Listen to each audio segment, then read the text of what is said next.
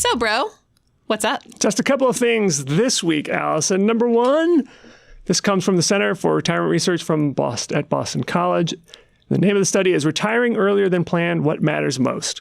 And I think of this often because we've talked before about the power of delaying retirement. Mm-hmm. We've referenced the study that found that just retiring 1 year later has the same power in terms of your income as saving 1% more over the course of your career. So it's pretty powerful. The thing is, not everyone can work later. This study took a look at how many people retire sooner than they expected and why did they retire sooner. So their number that they came up was actually 37% of people retiring sooner than they expected, which is higher than I've read in the past. Wow. So that's a little surprising. And then it looked at the causes. And as I think we could all expect, the number one cause is health issues. Yeah. But it was surprisingly small. So if you took out the health issues, it dropped it down from 37% to 32%. So there are all these other reasons why people retire sooner. Some of them are a little surprising. So one is that your parents move in with you. It doesn't happen that often, but it does happen to people. Your parents move in with you. You have to take care of them, so you retire sooner. Another one is you get divorced, which I don't quite understand why that would cause you to retire sooner, because actually divorce is financially devastating. It should make you have to work later, but for some reason, it leads to that. Well, with this survey, are they always assuming that there's a negative reason why you retired early?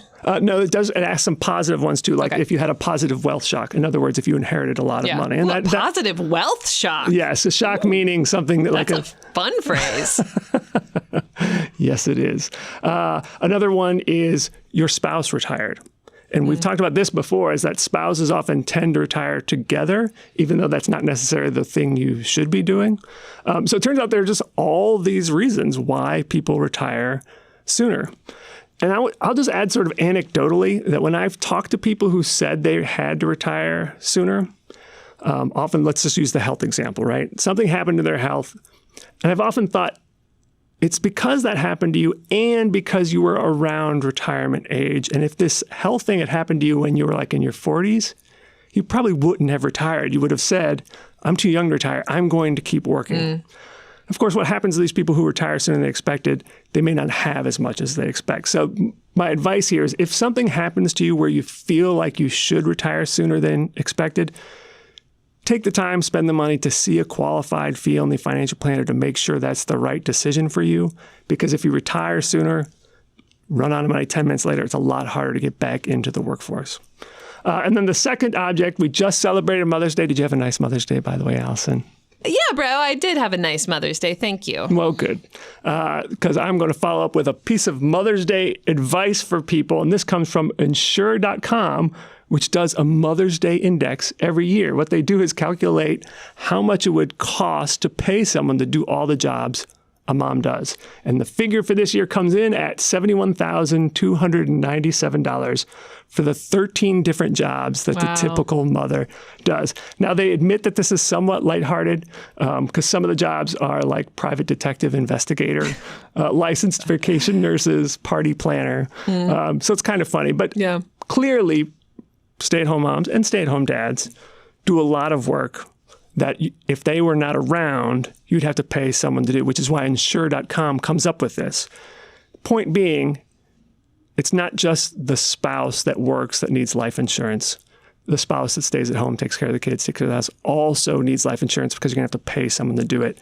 A rule of thumb we've talked before about in terms of life insurance is 10 times the salary plus maybe another $100,000 for each kid you have to put through college. So using their the number they've come up with, you'd say that, okay, the typical stay-at-home mom or stay-at-home dad should have about $700,000 in life insurance, and then you add on the 100 to 200 to 300 for the kids. So you're talking about $1 million. And I think actually that's pretty reasonable for someone these days to have in terms of life insurance. It included a couple of other interesting stats. First of all, saying that more than 40% of people don't have life insurance. But one of the big reasons people have said why they don't have it is they think it's going to be too expensive. But what they found is that a lot of people overestimate the cost of life insurance. So, for example, they said that a $250,000 term life insurance for a healthy 30-year-old would only cost $160 a year. but people estimate that it costs 3 times that much. So if you're one of those people who thinks, I can't get life insurance, it's too expensive, chances are it's actually not going to be as expensive as you think. So go ahead and look into it because it's really important to have it. And that, Alison, is what's up.